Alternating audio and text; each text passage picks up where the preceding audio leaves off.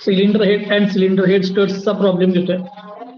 त्यासाठीचा प्रॉब्लेम काय बघा, design of cylinder head and cylinder head studs with the following data. Cylinder bore diameter दिलाय D150, maximum gas pressure दिले 3.2, रिबोरिंग factor दिलाय आणि एक कॉन्स्टंट दिलाय सिलेंडर हेड थिकनेसचा कॉन्स्टंट आहे 0.35. आता मला याच्यामध्ये काय करायचं बाळांनो, की सिलेंडर हेड आणि सिलेंडर हेड सगळ्या व्हॅल्यूज डिटरमाइन करायच्या. मग या सगळ्या व्हॅल्यूज डिटरमाइन करण्यासाठी मला एक फिगर लागणार आहे. कुठली जर फिगर मी पहिल्यांदा तुम्हाला दाखवतो. ठीक आहे, फिगर बघा. याच्यामध्ये हा तुमचा सिलेंडरचा डायमीटर, सिलेंडर बोर डायमीटर. आता ही वेट टाईप घेतल्यामुळे काय झालं बघा, ही थिकनेस डायरेक्ट काय आले, पूर्ण आली. बरोबर आहे. जो लाइनर फिट करणार आहे त्या लाइनरची थिकनेस म्हणजे तुमची काय आली पहा ना, सिलेंडरची थिकनेस. त्यानंतर हा TF म्हणजे फ्लॅनची थिकनेस, TH म्हणजे हेडची थिकनेस, DP म्हणजे तुमचा diameter of stud, pitch circle diameter of stud, आणि DO म्हणजे आउटर डायमीटर ऑफ सिलेंडर. एवढे डायमेन्शन्स तुम्हाला डिटरमाइन करायचे. आता हे डायमेन्शन्स डिटरमाइन करण्यासाठी मी एक गोष्ट काय करतो, डिटरमाइन करत जातो. ठीक आहे.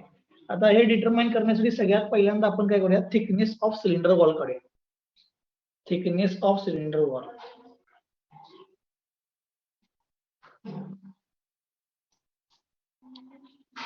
ठीक आहे, म्हणजेच पहिल्यांदा आपल्याला लाइनरची थिकनेस किती लागणार ती पहिला डिटरमाइन करणार आहे. सो थिकनेस ऑफ सिलेंडर वॉलचा फॉर्म्युला वापरून आपण काल बघितला होता.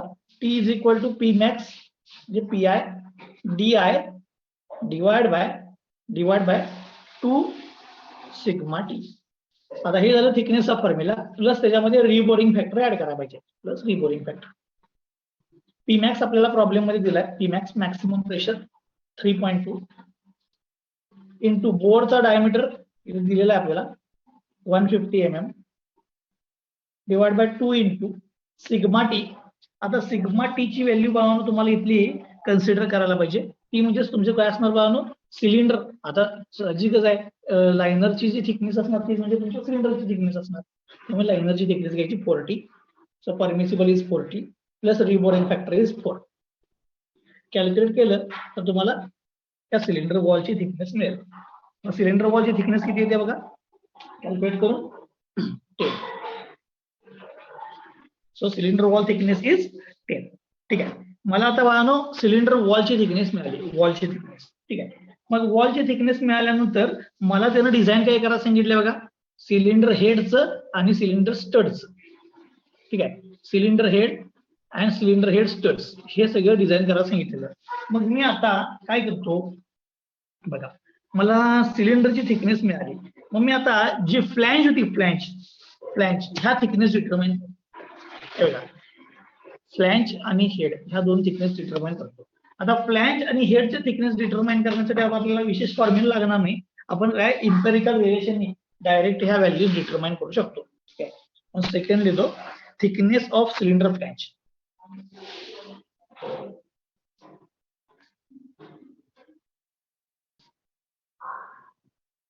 Thickness of cylinder flange. आता सिलेंडर फ्लॅंजची थिकनेस कशी काढायची, TF = काय 1.3 times of thickness of cylinder. So 1.3 into 10 13 mm. So thickness of cylinder flange, फ्लॅंजची थिकनेस किती आली 13 mm. ठीक आहे. त्याच्यानंतर तिसरा हेडची थिकनेस काढूया. Thickness of cylinder head. आता सिलेंडर हेडचा थिकनेसचा फॉर्म्युला आपण बरोबर बघितला होता. TH = तुम्हाला दाखवतो,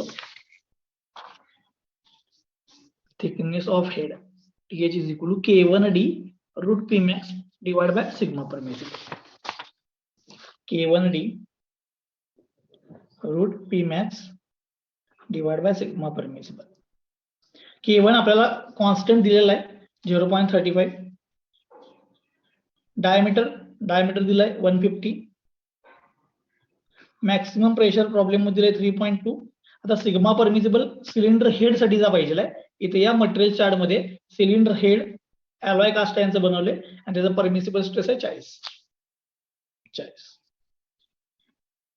कॅल्क्युलेट केली की मला थिकनेस ऑफ हेडची थिकनेस मिळेल. हेडची थिकनेस बघा किती येते 14.85 म्हणजेच 15. Okay, so thickness of head is 15 mm. Thickness of head. आता हेडची थिकनेस झालेली आहे.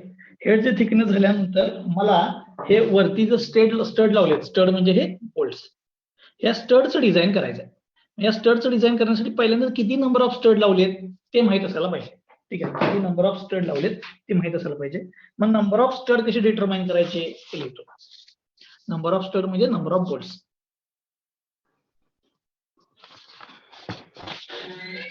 Number of studs.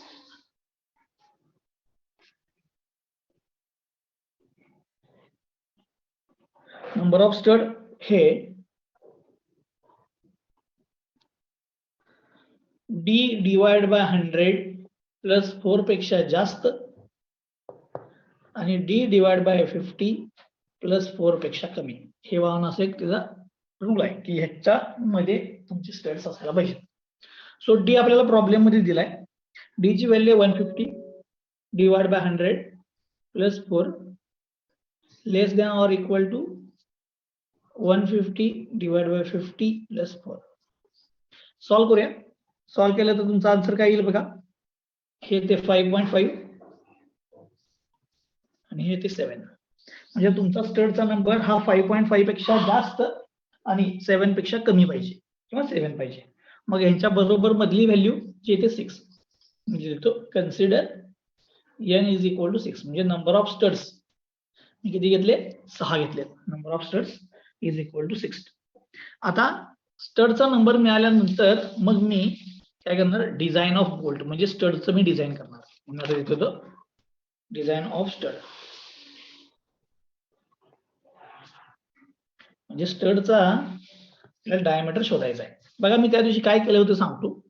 हे अपवर्ड प्रेशर सिलेंडरच्या आतमधलं प्रेशर आहे म्हणजे त्याचा फोर्स काढला. प्रेशर इंटू सिलेंडरचा एरिया म्हणजे upward force is equal to stud वरती अपोजिंग फोर्स लावणार. सो बोल्ट मधला म्हणजे स्टड मधला स्ट्रेस इंटू त्याचा एरिया इंटू काय केलेलं बघा मी नंबर ऑफ बोल्ट्स म्हणजे नंबर ऑफ स्टड किती लावले ते घेतलेलं. ठीक आहे, आता मी याच्यावरून डिटरमाइन करतो व्हॅल्यूज. ओके, पी मॅक्स पहिल्यांदा upward pressure into π/4 d square म्हणजे हा अपवर्ड फोर्स मिळाला सिलेंडर मधला. आता वरून बोल्ट न लावलेला सिग्मा टी बोल्टचा स्ट्रेस इंटू त्याचा एरिया करा तुम्हाला फोर्स मिळते. हा बोल्टचा फोर्स. पण असे किती बोल्ट लावले तुम्ही तेवढे सगळ्यांनी मिळून अपोजिंग फोर्स लावणार म्हणजे नंबर ऑफ बोल्ट्स म्हणजे स्टड. मॅक्सिमम प्रेशर आपल्याला प्रॉब्लेम मध्ये दिलेला आहे. मॅक्सिमम प्रेशरची किंमत आहे 3.2 π/4 डायमीटर दिलाय 150 चा स्क्वेअर.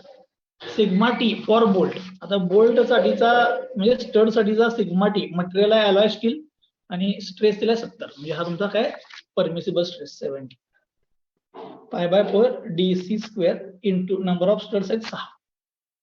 टर्म्स रिअरेंज करतो 3.2 into pi divide by 4 into 150 चा स्क्वेअर ही बाजू लिहिली.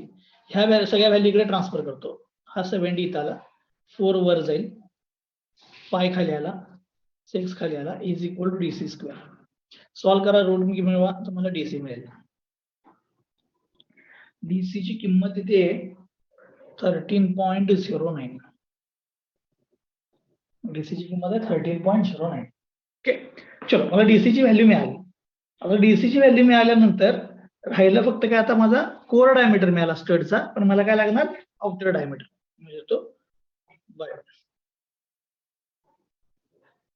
DC is equal to 0.84 times D. DC ची किंमत आहे 13.09 is equal to 0.84 times D. Sorry 0.82 times येणार. नॉर्मली पण 0.82 येते. डिवाइड करा तुम्हाला डी मिळेल. 0.82 ने डिवाइड करा तुम्हाला डी ची किंमत मिळेल. डी ची किंमत इथे बघा 16 च्या आसपास येईल. दिस इज द नॉमिनल डायमीटर. म्हणजे तुम्हाला हा डायमीटर सिलेक्ट करायला पाहिजे. हा डायमीटर सिलेक्ट करायला पाहिजे म्हणजे हा तुमचा स्टडचा आउटर डायमीटर झाला. आता सगळ्या व्हॅल्यूज मला मिळालेत, फक्त राहिले दोनच किमती. या दोन किमती मी डिटरमाइन करणार आहे. कुठल्या कुठल्या बघा. स्टड मला मिळाला, फ्लॅंजेस मिळाल्या, ही थिकनेस मिळाल्या. राहिले फक्त काय, राहिले फक्त काय, pitch circle diameter and outer diameter. Pitch circle diameter and outer diameter. Pitch circle diameter and outer diameter. आता मी पिच सर्कल डायमीटर सगळ्यात पहिल्यांदा शोधतो. Pitch circle diameter, PCD of studs. आता स्टडचा पीसीडी चा diameter D is equal DP, pitch circle diameter, D plus 3 times of bolt diameter होता, बरोबर आहे. DB म्हणजे 3 टाइम्स ऑफ बोल्ट डायमीटर. हा दिला आपल्याला 150 सिलेंडरचा हेड, सिलेंडरचा diameter plus 3 times of bolt diameter आपल्याला 60, 3 into 60. सो डीपी ची व्हॅल्यू तुम्हाला मिळेल 198. म्हणजे पिच सर्कल डायमीटर हा 198 आहे. तेवढ्या डायमीटरला तुम्हाला हे सगळे 6 स्टड लावायचे. त्यानंतर राहिले तर लास्टची व्हॅल्यू आहे outer diameter of stud. Outer diameter of cylinder, sorry, सिलेंडरचा आउटर डायमीटर म्हणजे सिलेंडर हेडचा, म्हणजे फ्लॅंज जी आहे, फ्लॅंज, त्याचा आउटर डायमीटर शोधायचा आहे. आउटर डायमीटरचा formula DO is equal to DP plus 2 times DB plus 12. DP plus 2 times DB plus 12. DP आत्ताच आपण शोधलाय 198 plus 2 times diameter of bolt आहे 16 प्लस 12. सॉल्व्ह केलं की तुम्हाला आउटर डायमीटर मिळेल. आउटर डायमीटर किती येते बघा कॅल्क्युलेट करून, 242 mm. ठीक आहे, 242 mm. बघा प्रॉब्लेम मध्ये मी काय काय शोधलं. सगळ्यात पहिल्यांदा थिकनेस, त्यानंतर फ्लॅंजची थिकनेस, त्यानंतर हेडची थिकनेस, त्यानंतर मग मी नंबर ऑफ स्टड्स दिले नव्हते ते डिटरमाइन करून घेतले. मग स्टडचं डिझाइन केलं, upward force is equal to downward force equilibrium घेऊन, पीसीडी आणि आउटर डायमीटर. ठीक आहे, आणि मग हे प्रॉब्लेम इथं संपला.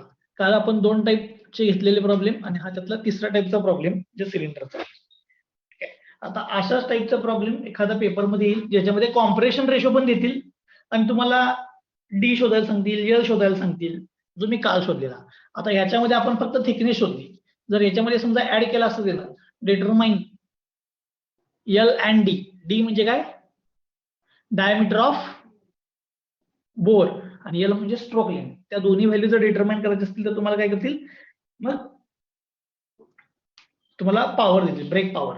मग ब्रेक पॉवरचा फॉर्म्युला वापरायचा PMLAN डिवाइड बाय 60, आणि या फॉर्म्युल्यावरून तुम्हाला डायमीटर मिळते. ठीक आहे, काही वेळेला L/D रेशो देत नाहीत. जर दिला नसेल तर L/D चा रेशो 1.35 कन्सिडर करायचा, आणि 1.35 कन्सिडर करून तुम्ही प्रॉब्लेम सॉल्व्ह करू शकता. ठीक आहे, हे झालं बाळांनो तुमच्या सिलेंडर टॉपिक बद्दल. आता मी नेक्स्ट लेक्चर म्हणजे उद्याच्या लेक्चरला लास्ट राहिलेलं एस्थेटिक अँड एर्गोनॉमिक्स घेणार आहे उद्या. ठीक आहे, चलो.